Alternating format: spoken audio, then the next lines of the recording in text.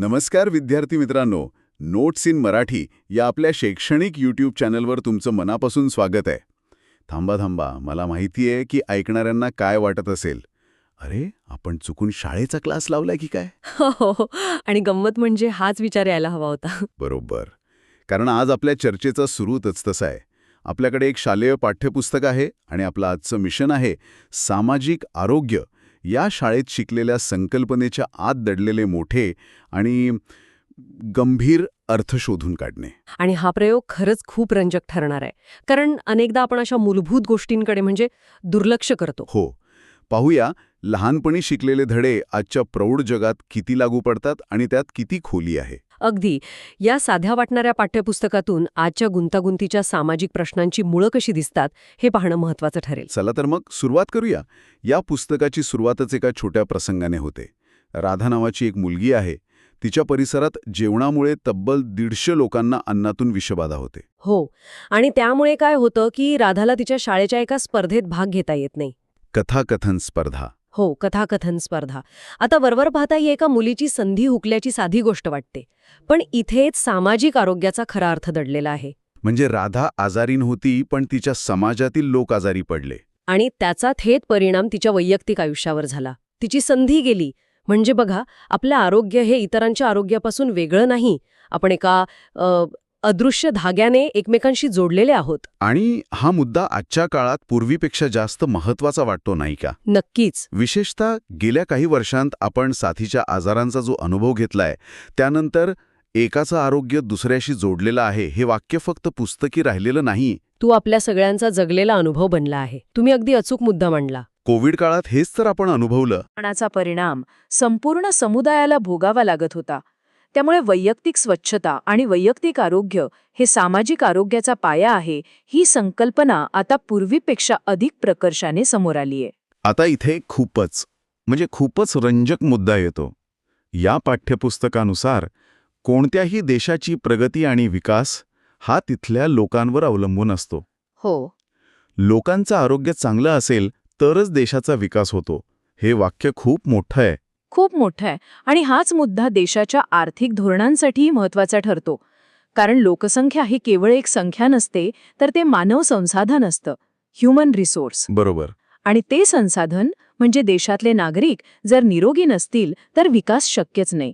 म्हणूनच स्रोत म्हणतं की स्वच्छ पर्यावरण, पोषक आहार, निर्धोक पाणी आणि चांगल्या आरोग्य सुविधा. हो, या केवळ वैयक्तिक गरजा नाहीत, तर त्या राष्ट्रीय विकासाच्या गरजा आहेत. पण मग या सामाजिक आरोग्याला धोके कोणकोणते आहेत? या पुस्तकात त्याची एक यादीच दिली आहे. यात प्रदूषण, अस्वच्छता, साथीचे आजार, कीटकदंशामुळे होणारे आजार आणि व्यसनाधीनता यांचा प्रमुख उल्लेख आहे. 1 मिनिट थांबूया. ही खूप मोठी यादी आहे. मला माहिती आहे की या पुस्तकात व्यसनाधीनतेवर जास्त भर दिला आहे, पण त्याकडे वळण्यापूर्वी प्रदूषण आणि साथीच्या आजारांबद्दल यात अजून काही सांगितले का? तुमचा प्रश्न महत्वाचा आहे. हे शालेय पुस्तक असल्यामुळे कदाचित यावर खूप सविस्तर माहिती नसेल, पण ते या धोक्यांची ओळख करून देते. अच्छा. उदाहरणार्थ, प्रदूषण, जुने टायर जाळणे किंवा कचरा कुठेही फेकणे यांसारख्या वैयक्तिक कृतींमधून हवा आणि पाणी कसं प्रदूषित होतं हे यात सूचित केलं आहे. म्हणजे छोट्या कृतींचा मोठा परिणाम. अगदी. आणि साथीच्या आजारांबद्दल बोलायचं झालं तर सार्वजनिक ठिकाणी थुंकण्यावर बंदी का आहे याचं कारण दिलं आहे. कारण थुंकीतून क्षयरोगासारख्या आजारांचे जंतू पसरतात. म्हणजे पुन्हा एकदा ते सूत्र, माझी एक सवय विरुद्ध समाजाचं आरोग्य. बरोबर. आणि यात काही वाईट सवयींची उदाहरणं दिली आहेत, जसं की रस्त्यावर कचरा टाकणं. पण याउलट काही चांगल्या सवयींबद्दलही सांगितलं आहे का? नक्कीच. आणि त्या सवयी खूप साध्या आहेत, पण अत्यंत प्रभावी. जसं की सार्वजनिक स्वच्छतागृहांचा वापर करणं. ही खूप मूलभूत गोष्ट आहे. हो. किंवा आपल्या पाळीव प्राण्यांची योग्य विल्हेवाट लावण्याची जबाबदारी घेणं. आणि सर्वात सोपी पण महत्वाची सवय, जेवणापूर्वी हात स्वच्छ धुणे. अगदी बरोबर. आणि आपण पुन्हा राधाच्या गोष्टीकडे आलो. तिच्या परिसरात जी अन्नातून विषबाधा झाली ती कदाचित याचपैकी कोणत्या तरी एका साध्या सवयीचं पालन न केल्यामुळे झाली असेल. असू शकतं. कदाचित अन्न बनवणाऱ्याने हात स्वच्छ धुतले नसतील किंवा पाणी शुद्ध नसेल.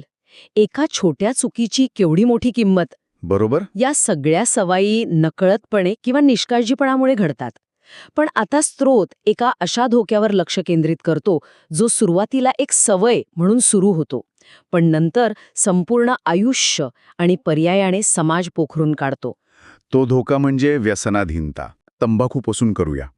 तंबाखू, गुटखा, सिगारेट, विडी, मावा, मशेरी, कितीतरी वेगवेगळी रूपं आहेत याची. आणि स्रोत सांगतो की याची सुरुवात अनेकदा सहज गंमत म्हणून किंवा मित्रांच्या आग्रहामुळे होते. एकदा घेऊन बघ, काही होत नाही, अशा वाक्यांनी. हो, अगदी तेच. पण तंबाखूमध्ये असलेल्या निकोटीनमुळे हळूहळू त्याची सवय लागते आणि मग ती व्यक्ती त्या पदार्थाच्या पूर्णपणे आहारी जाते. आणि गंमत म्हणजे ही सुरुवात नेहमी एकदाच म्हणून होते, नाही का? पण तो एकदा कधी रोज बनतो हे कळतही नाही. कळत नाही. स्रोत म्हणतो की व्यसनामुळे लक्ष लागत नाही, चैन पडत नाही. पण हे मानसिक झालं. शारीरिक पातळीवर काय होतं? म्हणजे शरीराची अक्षरशः कशी वाताहत होते, याबद्दल यात काय म्हटलं आहे? यात तोंडाच्या कर्करोगाचा उल्लेख आहे, पण त्यामागची प्रक्रिया अधिक गंभीर आहे. जेव्हा एखादी व्यक्ती तंबाखू चगळते तेव्हा त्यातील रसायनं थेट तोंडातील नाजूक त्वचेच्या संपर्कात येतात. आणि ती रसायनं म्हणजे कर्करोगजन्य असतात. हो, जवळपास 40 पेक्षा जास्त. ही रसायनं पेशींच्या डीएनएवर हल्ला करतात, ज्यामुळे पेशींची अनियंत्रित वाढ सुरू होते. सुरुवातीला तोंडात पांढरे किंवा लाल चट्टे येतात. आणि त्याकडे दुर्लक्ष केलं की त्याचं रूपांतर पूर्ण कर्करोगात होतं. ही केवळ एक जखम नाहीये, तर शरीराच्या नियंत्रणाबाहेर गेलेली एक प्रक्रिया आहे. आणि इतकंच नाही तर थुंकीसोबत तंबाखू पोटात गेल्याने अन्ननलिका आणि पोटाचा कर्करोग होण्याचाही धोका असतो. हे ऐकूनच अंगावर काटा येतोय. आणि तंबाखूप्रमाणेच मद्यपान म्हणजे दारू पिण्याचेही असेच गंभीर दुष्परिणाम सांगितले आहेत. हो, अल्कोहोल थेट आपल्या मज्जासंस्थेवर परिणाम करतं. त्यामुळे सुरुवातीला व्यक्तीचं स्वतःवरील नियंत्रण सुटतं. आणि दीर्घकाळ सेवनाने दीर्घकाळ आणि अतिमद्यपानामुळे यकृत म्हणजे लिव्हर खराब होतं. लिव्हर सिरोसिस नावाचा गंभीर आजार होतो, ज्यात यकृत काम करणं बंद करतं. बापरे. याशिवाय आतड्यांना सूज येणे, मूत्राशयाचे आजार, धोके खूप आहेत.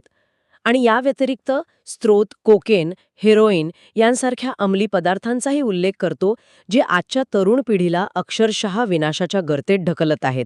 याचा अर्थ हा केवळ वैयक्तिक आरोग्याचा प्रश्न नाही.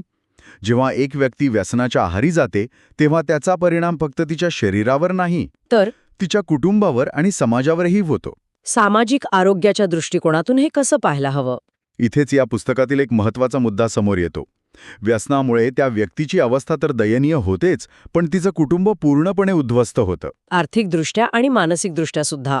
हो, औषधोपचारांवर होणारा खर्च कुटुंबाला आर्थिकदृष्ट्या खड्ड्यात घालतो. घरात सतत अशांतता, भांडणं, वेळ आणि श्रमाचा अपव्यय होतो. थोडक्यात, एका व्यक्तीच्या व्यसनामुळे एका संपूर्ण कुटुंबाचं सामाजिक आरोग्य बिघडतं. अडकलेली असती तर त्यांची त्या संकटाला सामोरं जाण्याची क्षमता किती कमी झाली असती. बरोबर. त्यांच्याकडे ना आर्थिक बळ उरलं असतं ना मानसिक. अगदी. संकट काळात एकमेकांना आधार देण्याची समाजाची जी ताकद असते ती व्यसनाधीनतेमुळे आतून पोखरली जाते.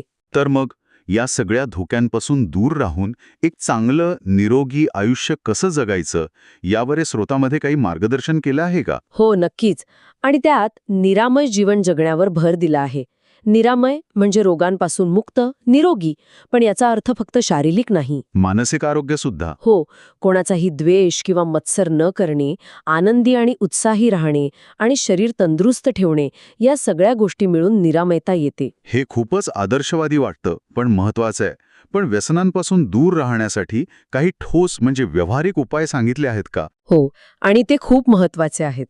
पहिलं म्हणजे स्वतःला चांगल्या कामात गुंतवून ठेवणं. छंद जोपासणे. बरोबर. चित्रकला असो, संगीत असो किंवा खेळ असो. जेव्हा तुमचं मन विधायक गोष्टींमध्ये गुंतलेलं असतं तेव्हा ते विघातक गोष्टींकडे वळत नाही. आणि सर्वात मोठा मुद्दा येतो तो म्हणजे नाही म्हणण्याचा. अगदी बरोबर.